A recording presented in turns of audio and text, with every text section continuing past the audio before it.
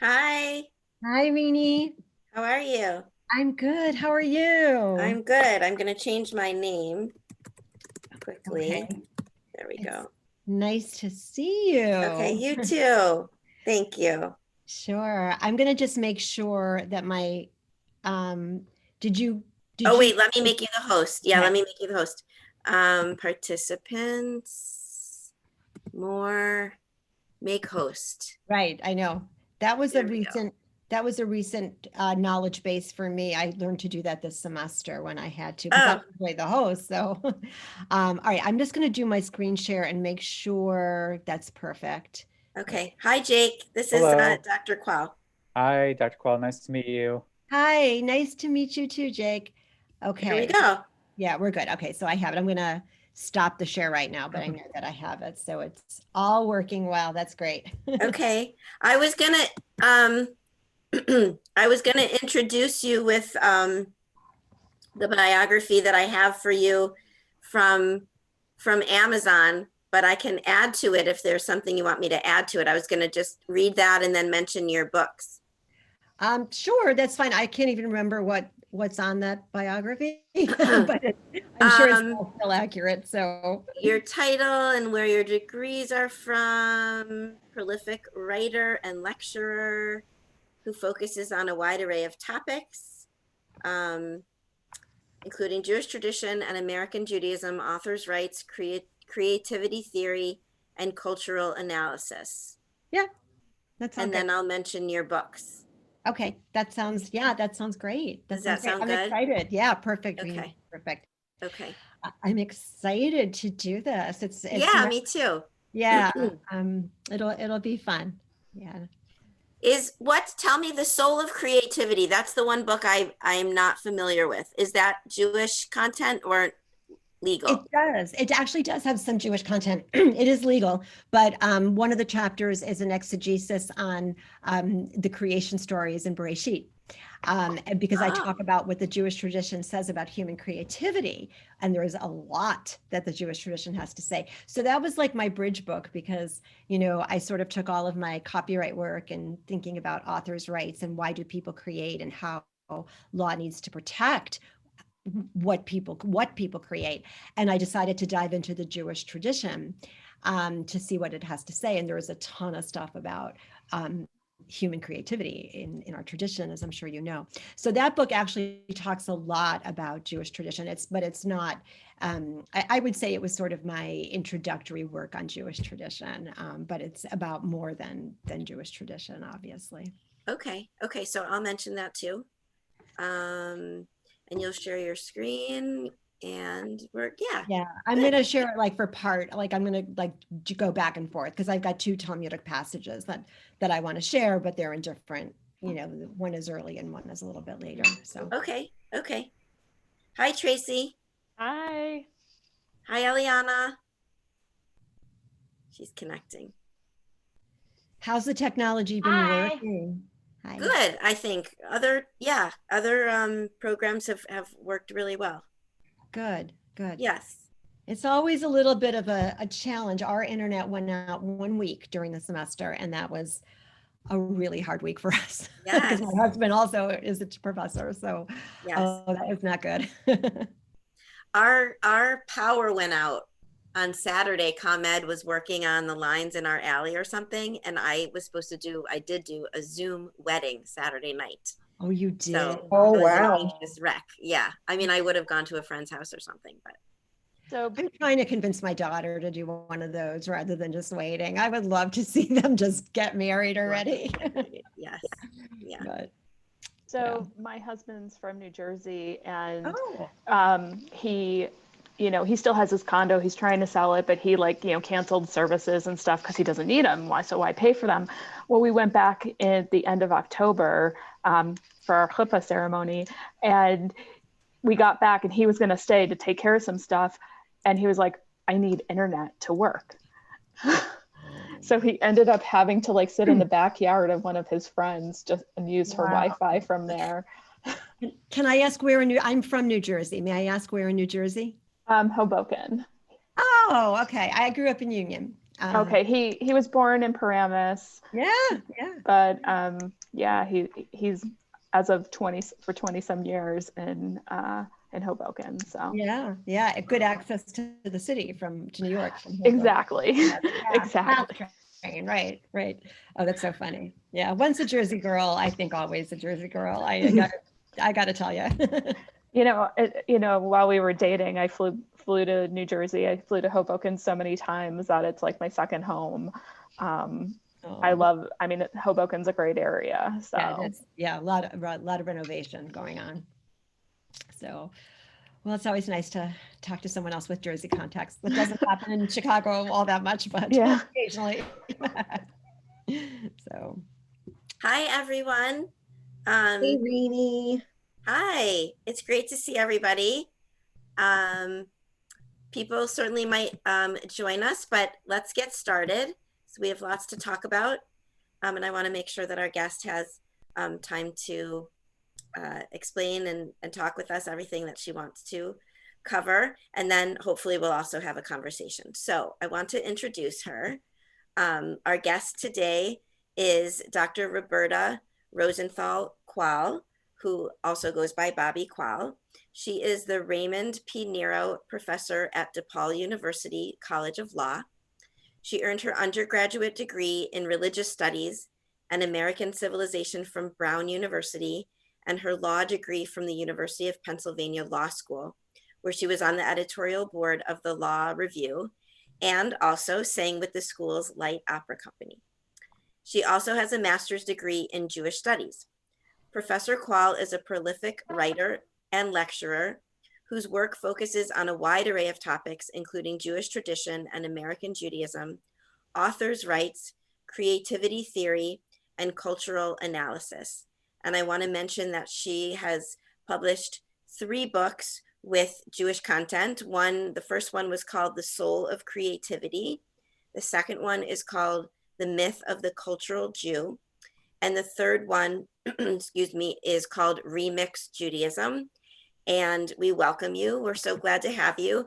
And maybe we didn't talk about this exactly, but maybe in just introducing yourself a little bit more, you could explain how you've kind of bridged these 2 interests of yours, the law and Jewish life.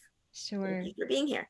Oh, thank you so much for having me. I pre-COVID, it's hard to remember life pre-COVID, but pre-COVID, I would actually give a talk for Federation employees, once or twice a year. I always loved doing that, and when I first met Rabbi Dickman, again, that was pre-COVID, right? It was probably a year ago, November, that we first met and had lunch together. I expressed an interest in wanting to do it again. At that time, I didn't realize I'd be doing it virtually on Zoom, but it's really nice. It's really nice to be here. My husband, my whole family, actually, were very we're staunch Federation supporters. I actually write about the Federation in my book, Remix Judaism. In fact, Lonnie Nassater did us the honor. I have a monthly show with Rabbi Avi Feingold on Jewish Live Connect, and we interview a different guest every month. So Lonnie Nassater was our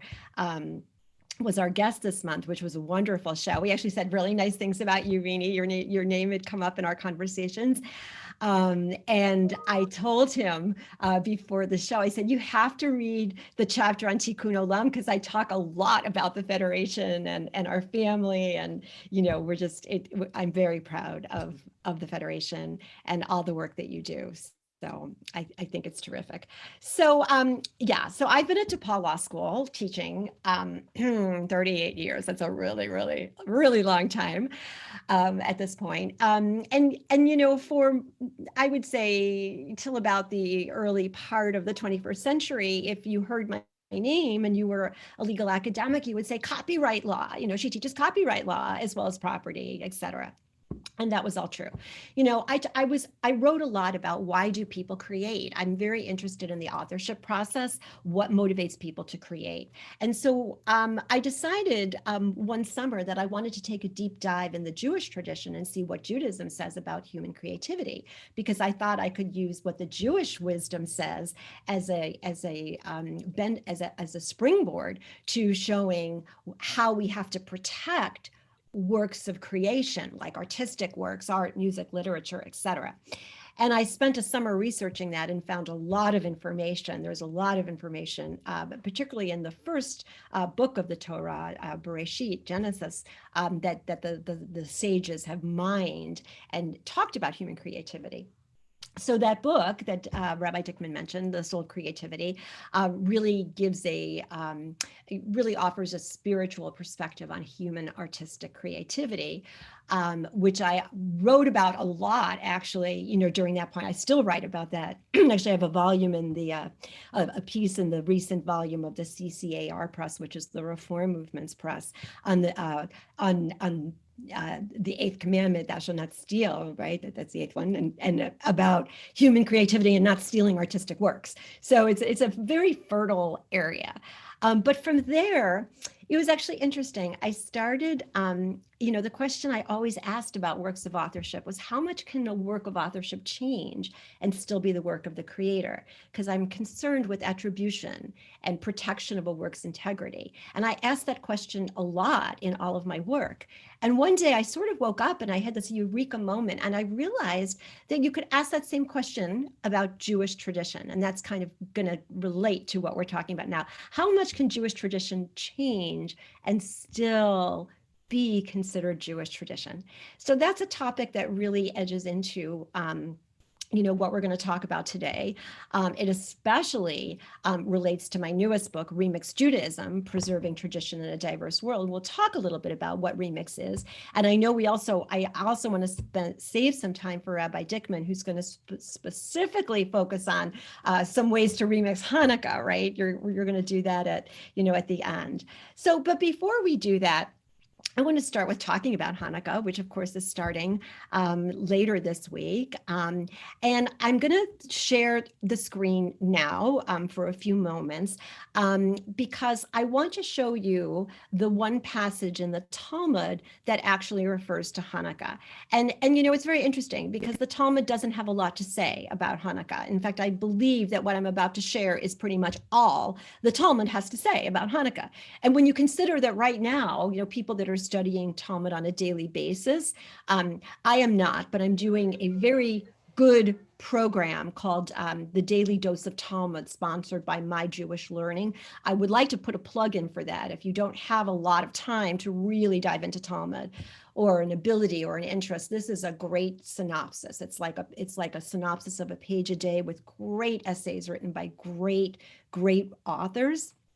And I've been enjoying that. So we're in the middle of Tractate Pesach, which gets a whole tractate, right? I'll show you what Hanukkah gets right now. This is what Hanukkah gets. All right. Now I am sharing. Here we go. All right. So I'm hoping everybody can see this, right? All right. So our rabbis taught, this is from Tractate Shabbat. Okay, so certainly Hanukkah doesn't get its own tractate the way Shabbat does. Of course, Shabbat deserves its own tractate, but this is all there is on Hanukkah. Our rabbis taught on the 25th of Kislev begin the 8 days of Hanukkah, on which lamentation for the dead and fasting are forbidden. For when the Greeks entered the temple, they defiled all the oils in it, and when the Hasmonean dynasty prevailed over them and defeated them, they searched and found only one bottle of oil sealed by the high priest. It contained only enough for one day's lighting, yet a miracle was brought about with it, and they lit with that oil for 8 days. The following year, they were established as a festival, the 8 days, with Hallel, psalms of praise, and thanksgiving. Okay, so I hope to do a little screen share later, but for now, we're gonna just resume, okay, the normal screen. So this is the story of Hanukkah that, probably most children learn when they go to Hebrew school about the oil and the 8 days. It's very familiar. that story was a little bit of a remix. It was a rabbinic remix. It was the rabbis, what the rabbis who were writing at the time of the Talmud. So that tractate that I just shared, probably was redacted roughly 500, the year 500 in the Common Era. But the actual events that took place that were the basis of the Hanukkah story, and what were those events, the victory of the Maccabees over the ancient Greeks, that actually took place hundreds of years earlier around the year 164 BCE. Okay, so as Jews, we refer to CE, Common Era. That's when the Talmud was redacted, 500 CE. Okay, I hope I said CE and not BC, CE. Okay, and the actual events took place 164 BCE. So over 600 years earlier than that. Now, what's interesting, I think, about the narrative of Hanukkah is that the events that took place with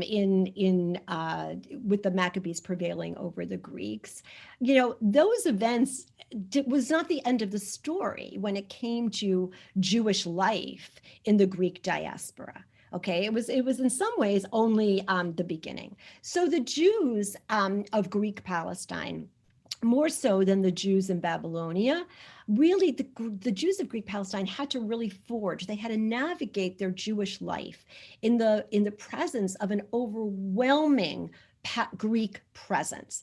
Greek culture was the majority culture, and it was an overwhelming presence, much more so than in Babylonia. And I want to suggest that this paradigm that happened in Greek Palestine, the Greek diaspora, was actually a paradigm for everything that would follow about Jewish life in the entire world. What I'm saying is that the relevance of how the Greek Jews during this period, the time that we're talking about, were able to sort of negotiate their life around Greek culture, that became a paradigm for how Jews in every era really survived living in foreign cultures. So there's a fascinating story that appears in the Mishnah. The Mishnah was redacted around 200 CE, after the events of the story, before the Talmud was redacted. And there's a lot of Mishnaic passages that actually appear in the Talmud, right? So there's a fascinating story in the Mishnah that involved Rabbi Gamaliel. And Rabbi Gamaliel was sort of like the head, the patriarch of the Palestinian Jewish community in the Greek diaspora around the 2nd century of the Common Era. Now, he used to bathe, and this was very common, in the bath of Aphrodite, with Aphrodite being one of the most well-known of the Greek goddesses. And he was asked, how can you do this? How can you take a bath, with a statue of Aphrodite being there? And Rabbi Gamaliel is recorded as saying, I did not come within her limits. She came within my limits. Now, that is such a significant response that he gave. What he's basically saying is the Jewish people must bathe, even though they have to bathe in a spiritually polluted environment. Arnold Eisen, who was the former chancellor of the Jewish Theological Seminary until this year, I believe, actually said that Rabbi Gamaliel's statement was essential for Jewish survival. Okay, so let's think about a little bit more about why that is the case. So the scholars of this period of the Jews in the Greek diaspora, the Greek Palestine era, they note again and again that what this Jewish community was really famous for is basically absorbing elements of the surrounding Greek culture, adapting those elements, and basically fashioning cultural elements that basically were tweaked and reinvented and remixed, if you will, and making them work for Jewish culture and Jewish law.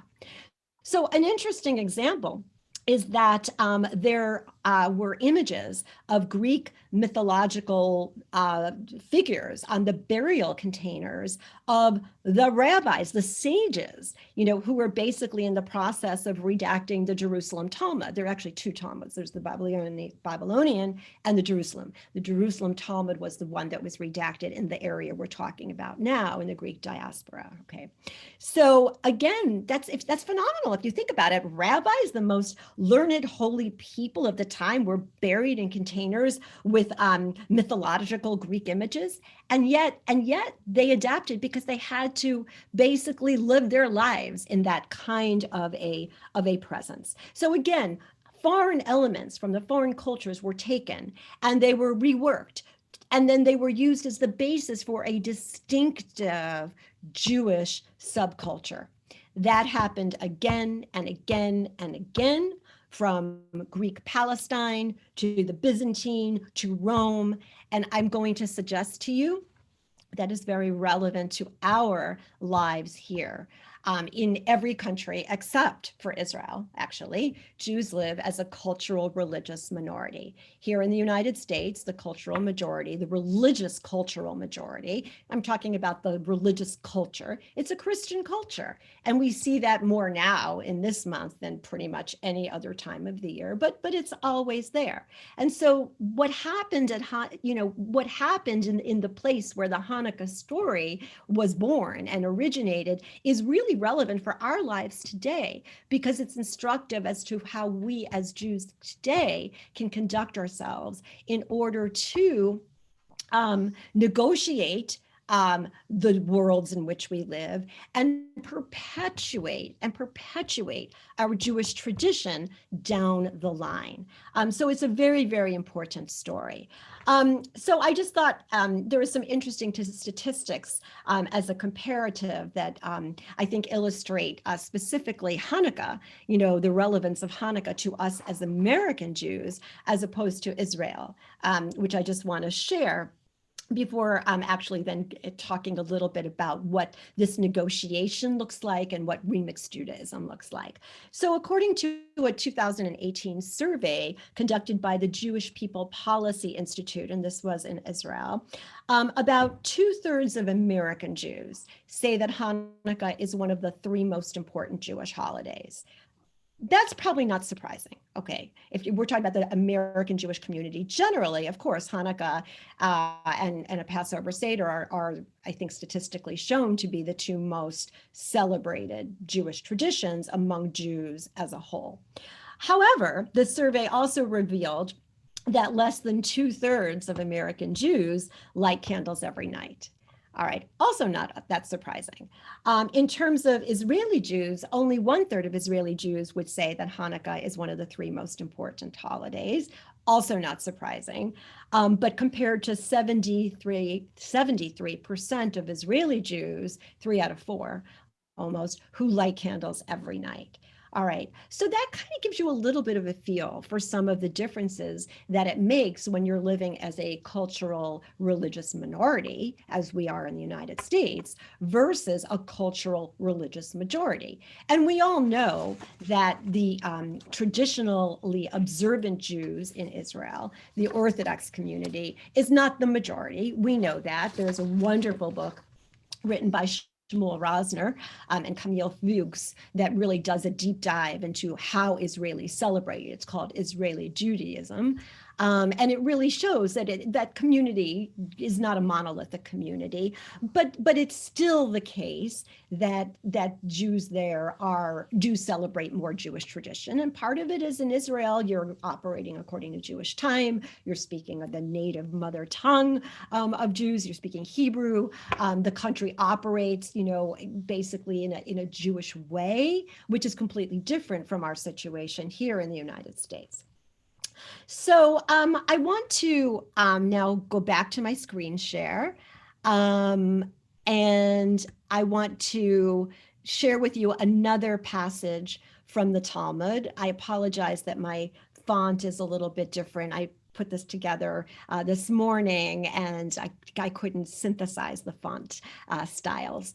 I love this narrative. In my book, Remix Judaism, I actually use a lot of Talmudic narrative. It's called, the technical term for this is Agadah. I use a lot of Agadah, and I don't put it in my words. Whenever I quote a passage from the Talmud, I actually use the English translation of it, because I want my readers to really get a sense for what the Talmud looks like and what it contains and what the worldview of the Talmudic sages was. All right, so this is one of my favorite passages, and it really relates to the topic, which is that I want to now focus on, which is Jewish tradition. One day, Honi was journeying on the road, and he saw a man planting a carob tree. He asked him, "How long does it take for this tree to bear fruit?" The man replied, 70 years. He then further asked him, "Are you certain you will live another 70 years?" The man replied, "I found ready-grown carob trees in the world. As my forefathers planted these for me, so too I plant these for my children." Honi sat down to have a meal, and sleep overcame him. As he slept, a rocky formation enclosed upon him, which hid him from sight, and he continued to sleep for another 70 years. This is, after all, Talmudic narrative. Okay. When he awoke, he saw a man gathering the fruit of the carob tree, and he asked him, "Are you the man who planted the tree?" The man replied, "I am his grandson." Okay, this is from the tractate Ta'anit in the Babylonian Talmud. All right, so to me, that is a hugely significant narrative. I think of the carob fruit, I think of as being analogous to Jewish tradition. And we always want the world to have carob fruit, namely Jewish tradition, in our lives, even if the fruit may look a little bit differently and taste a little bit different from the way it did 10, 15, 20, 30, 100 years ago, but we always want it in our lives. And I think the same should be said about Jewish tradition, that Agadah, that narrative, is also a paradigm for saying that one generation has to prepare the path for the next generation. And I do feel very strongly that that is our responsibility as parents and as grandparents to do for the next generation. And that is really why I wrote the book, Remix Judaism, which came out just this year, right before COVID, actually. I wrote that book because I'm passionate about the beauty of Jewish tradition. And I think it is so critical that particularly religiously liberal Jews, and I mean by that, Jews who are not living according to halakha, okay, they're not following all of the dictates. They're religiously liberal, right? Which is the vast majority of American Jews here in the United States, and frankly, the majority in Israel too, although Israel is a somewhat different circumstance. And so I feel it's really important that we have to really think about how are we going to do this, both to enhance our own connection to Jewish tradition and to become more satisfied spiritually ourselves, but also to pass the tradition down to the next generation, which is our responsibility to do. And so particularly, at this time of the year, a lot of focus is placed on Hanukkah, and properly so, but in order to really perpetuate Jewish tradition, my argument is that,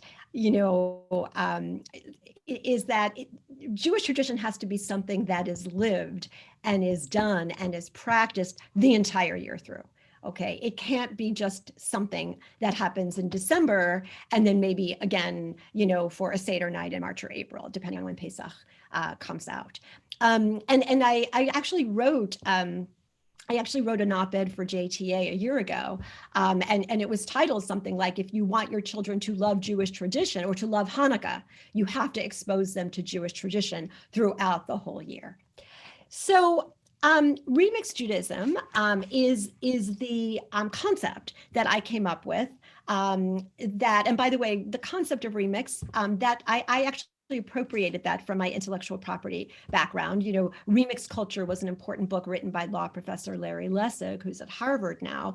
And he was talking about how, you know, when it comes to intellectual property, there's that trend of taking and mishmashing together and remixing. And, you know, I took that and I applied it to Jewish tradition. I actually wrote to Professor Lessig and I told him I was doing that because I do believe in attribution and I do like to give him attribution. But the concept of remixed Judaism is something that I think my book really is really what it's all about. And so what does that mean to remix Judaism? So, you know, I want to just talk a little bit about that for maybe 5-7 minutes, and then maybe turn it over to Rabbi Dickman to talk a little bit about remix Hanukkah specifically, and then open it up for discussion. So what I see as remix Judaism is, you know, religiously liberal Jews are not going to observe, for the most part, because they have been commanded to do so. You know, I want to go back to former Chancellor Arnie Eisen of the Jewish Theological Seminary. And as some of you know, the conservative movement actually, that the Jewish Theological Seminary is the flagship seminary of the conservative movement. And it does take halakha seriously, Jewish law, it takes it seriously. However, that said, you know, the argument that I made in Remixed Judaism was an argument that Chancellor Eisen acknowledged. It was after my book came out, so I didn't see his article, but he basically was saying the same thing. So what am I saying? Religiously liberal Jews are not going to observe Jewish practice because of command. It's just not realistic. Religiously liberal Jews do not think in those terms. It doesn't mean they don't believe in God. That's not what I'm saying. Some do, some don't. Many do. Faith is fluid. I discussed faith and fluidity actually in the epilogue of my book, Remixed Judaism. But I'm not saying they don't believe in God. But there's not a connection between we have to obey what the rabbis have said historically. That's just not the approach of most religiously liberal Jews. So if they are going to observe, there has to be a reason for them to observe. Okay, and that reason is because it means something to them. And by the way, Chancellor Eisen said the same thing in an article in Contemporary Jewry, the journal Contemporary Jewry, after my book came out. But he was saying, based on his entire anecdote experience visiting synagogues for however many years he was the chancellor, was a long time. He said it was the same thing. He found the same thing. Jews will do what is personally meaningful to them. So what I am saying is that in order to perpetuate Jewish tradition, you have to practice it. If you are going to be practicing it, it has to be meaningful for you. So you have to select traditions that are meaningful for you. You have to infuse those traditions with your own personal meaning, so you will do them, so they have a meaning for you. And then they have to be done consistently. Consistency, and also with the joy, embracing the joy of the tradition, of which there is so much. That's really important when it comes to kids, especially. You know, my 2-year-old daughter's son, right? I'm still not comfortable with the grand word, the grandchild, grandmother, or whatever, but my daughter's son, who's 2, you know, they're not halachically observant, but he knows Shabbat. You know, when he used to come over Friday afternoons in the summer, when we could actually spend some time with him during COVID, he would get so excited. It's Shabbat, and his mom baked challah, and he baked it with her, and they light the candles, and they do wine. He's only 2, but he knows it. Whenever I give him a cookie, which is every time I see him, I say the special brachot for eating things made with flour, and, you know, yummy delicacies made with flour. He almost knows that bracha by now because we do it all the time. He does get lots of cookies from me. That's the secret, I feel, of transmitting Jewish tradition. And again, it doesn't necessarily mean that everything that you're doing has to be done exactly according to how the rabbis, both in Talmudic times and after, and for hundreds of years after, have prescribed. That's not going to be realistic for the vast majority of religiously liberal Jews. But you have to, whatever you're doing does need to have an authentic basis in the tradition, and it has to be done consistently. So two quick examples before we hear what Rabbi Dickman has to say about Hanukkah specifically. one of my examples actually has to do with my future son-in-law, whose name is Jeremy. And one day, a few months ago, my daughter, his fiance, called and said, "Oh, Mom, I have to tell you, Jeremy isn't eating pork anymore." And it's like, oh, thank God. And I said, this is great. This is great. Is this because he wants to be more connected to Judaism? And she said, no. And I was then confused. I said, well, why is he doing this? And she said, well, he feels badly for the animals. I said, oh, that's a great reason. You know, in my chapter on food, I write a lot about animal welfare and how important that is and how it can be important for people, you know, when they're observing aspects of Jewish tradition. And I said, that's great. And then I got confused. I said, wait, is he still eating hamburger? I know it's his favorite food. And she said, oh, yes. And then I was completely confused. I said, well, what's the difference? And she said, well, Mom, don't you know the pigs are treated so much worse than the cows? I said, oh, no, I guess I didn't know that. But you know what? To me, it doesn't matter why he's not eating pork. And I said that to her. I said, look, it means that your home won't have pork in it. It means that when you have kids, you're not going to have to worry, you know, about them, you know, being exposed to, you know, bacon or whatever else there may be. And that's a good thing. And also the idea that they will learn that this is something Jews do traditionally. There's an authentic basis in the tradition to that. So that's like one example. A second example is, and again, it's not like he's observing all aspects of keeping kosher, but it is just one. A second example has to do with lighting Shabbat candles. You know, Shabbat is the best example of something we can do consistently and to observe and have Shabbat traditions. You know, a lot of people can't get home in time to light Shabbat candles, especially at this time of the year. And so do you light them?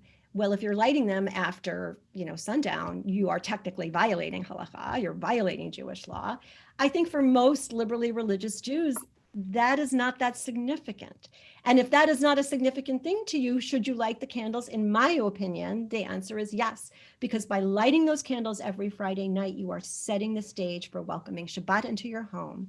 And that is a critical thing to do, especially for your own benefit and your own connection to tradition, but also to pass down the line.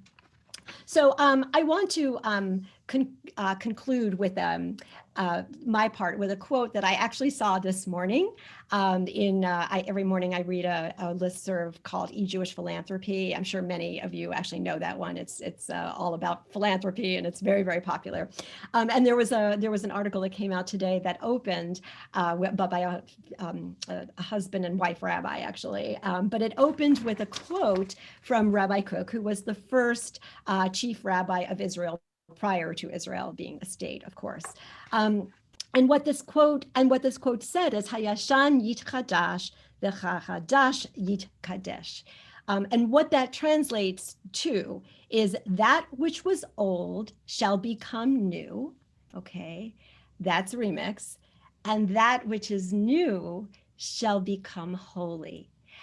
I read that this morning and I thought, this is perfect. This is a perfect way to end my comments today, because really what we're talking about is keeping the tradition alive. That which is old does become new. We live in different times and different cultures, and it is going to make our tradition different. That going back to the Hanukkah story and Greek Palestine. But that which is new, that which we do, also has a holiness to it, because what we are is engaged in this enterprise of observing and preserving our beautiful, beautiful Jewish tradition. So with that, Rabbi Dickman, I would love to hear about your remix Hanukkah specifically, and then it'd be great if we could have questions and comments. Sure. Thank you so much. So I wanted to share some ideas also about Hanukkah, and then leave time for conversation, as you said. So going back to the first text that you shared about the oil that was only supposed to last for one day.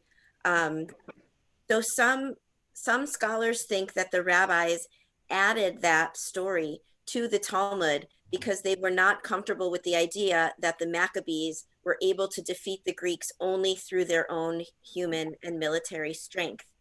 And so we have this kind of, I don't even want to say a tension, but just duality of human strength and perseverance, and also a role for miracles. And we also, for a topic for another conversation, we also see that a little bit in the Declaration of Independence of Israel, of wanting to give some thoughts about, is God involved in this or not, or is this only a human endeavor? So I just think that's an interesting thought about that story. Did it happen? Did it not happen? Why was it so important to the rabbis of the Talmud to give God's miracle of the oil such a prominent place in our future studies and reflections about Hanukkah? So when we think about the Maccabees, I learned as a child that the Maccabees were kind of these freedom fighters, really, for the Jews and for Judaism. And then as I got older, learned that they were very much kind of zealots, and that it's possible that a lot of us, had we lived at that time, we might not have been quite as zealous as the Maccabees. We might have been, what I think a lot of us probably are, people who have found a way to kind of find some harmony between American culture, the culture that we're living in, and our Jewish culture, and have found a way to actually enjoy both, which a lot of Jews at the time, found Greek culture to be interesting, to be intellectually engaging. They appreciated the culture, they appreciated the sports. They certainly didn't appreciate the idolatry. So, we could talk about kind of the difference of American culture and all of the parts of it that we appreciate as American Jews versus, at times feeling like there is a Christian culture around us that is uncomfortable for us.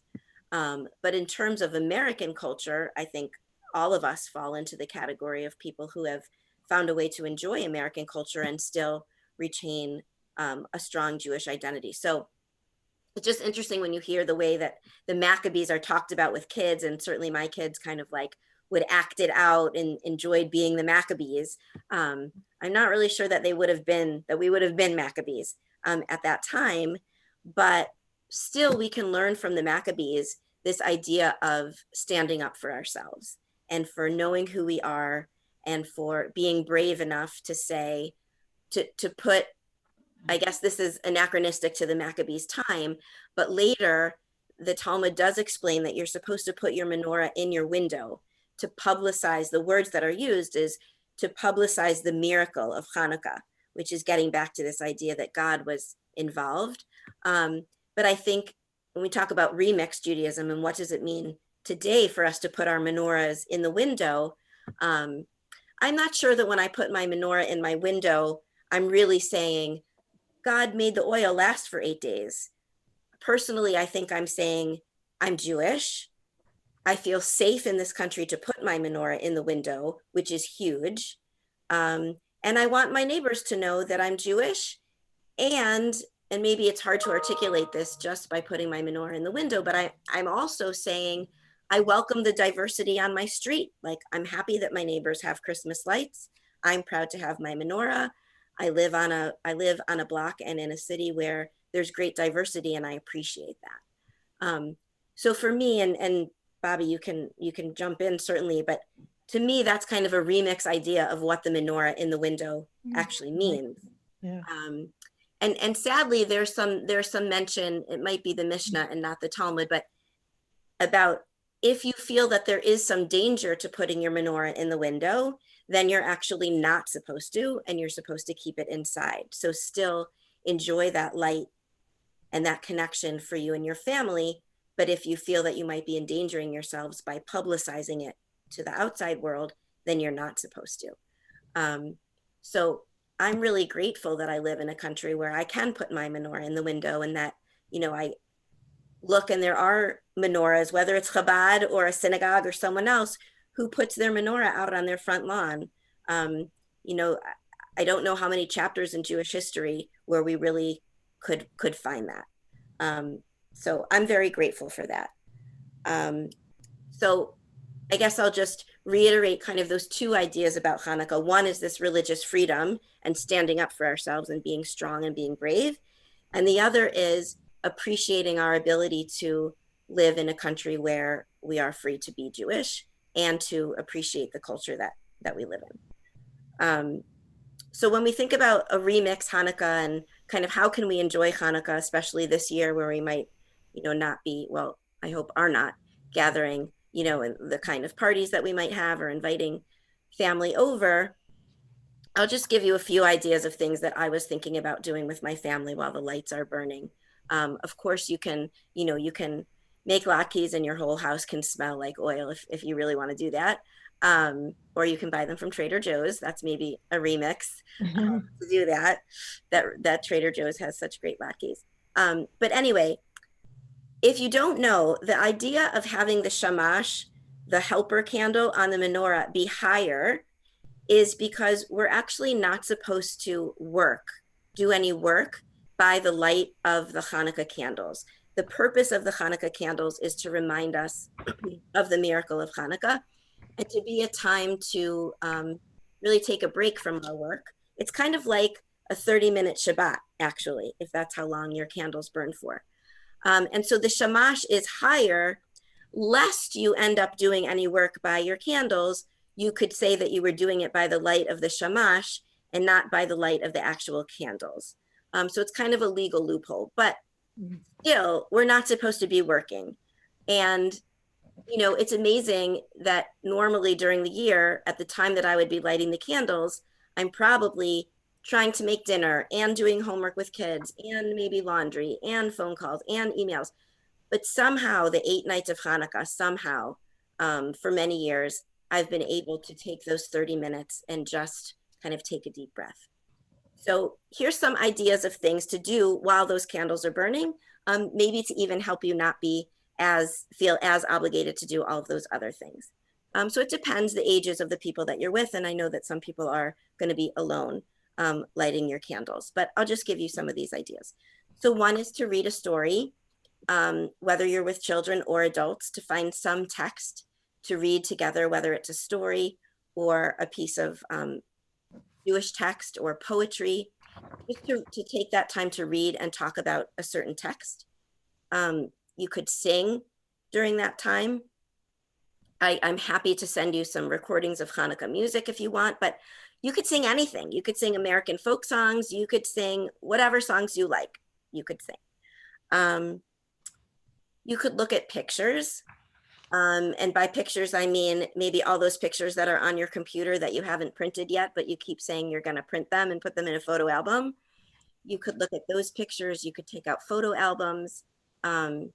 It could be a meaningful time to introduce maybe children to ancestors of theirs that you have pictures of and tell some stories about those people. It could be a time to help kids pick out pictures that they might want to print and put up in your home. But I just find images are powerful, and that could be a time to look at some pictures. It could be a time to kind of have conversations that you don't normally have. For example, might be a time to share what are the things that bring light into your life, kind of a time for reflection where everyone who's in the room or on Zoom could say, this has been a dark time. Here are a few of the things that have brought light into my life, and to really take the time to reflect on that. Or if you're alone, to even write that down. Or to share a story about a time when you brought light into someone's life, a mitzvah that you did or a small way that you were able to help someone, to reflect on that. Here's one silly game that I find actually makes a mess in your house, so I apologize for that. But there's a game called Give, where you just make a list of, this is for younger kids, but where you make a list of things and you say, go find something, and whoever brings it back first kind of gets a piece of gelt or something like that. So it could be anything. It could be go find a Jewish book. It could be go find an animal, stuffed animal, go find something Harry Potter related, whatever it is. But you make a list of maybe like 8 to 10 things and you play this game and your kids run all over your house and then they have to bring it back. So those are just some ideas. I guess the main takeaway that I would hope people would have is that those 30 minutes while those candles are burning is really sacred time. And Judaism has this special way of sanctifying time really over place. And the light of the candles helps us to do that. So even if you just sit and kind of gaze at the lights of the candles and take a deep breath, I think that could be just a beautiful way. So when you're thinking, the last thing I'll say is when you're thinking about where you're putting your menorahs, it's nice if you can put them in the window, put them somewhere where you can be with them, where you can sit and be with them after you light them. Okay, I'm going to stop there. Let's open it up to comments, questions, other ways that people celebrate Hanukkah. Make sure you unmute yourself. I would love to hear what other people do on Hanukkah.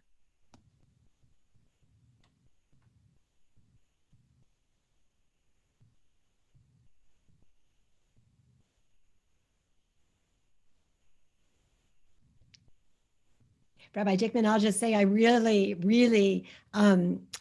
enjoyed those comments. You don't hear enough, I think, about the 30 minutes and not working and the importance of that. I remember once hearing, actually, it was about women, like women in particular are not supposed to work, maybe because we're the ones that are usually doing most of the work at that time. But I think that's just a really good thing to be thinking about. Yeah. Thank you. Hi, sorry, I don't have anything of substance to say. I had my video off because I was eating, but Oh, good. but I just wanted to say thanks. And I haven't done a good job of lighting Hanukkah candles every night during the holiday since I've been living on my own, but maybe we'll try to do it this year. It's really a gift to you, I think, to take that time. Yeah, absolutely. We have, Hi, Allison. hey, so we have an every evening cocktail latke hour. And there's a cocktail of the evening and a latke topping that goes along with the cocktail of the evening. And then our youngest, well, I say youngest, he's 15 and a half, but loves to play dreidel. Like he would play year round. It's a very competitive process for him.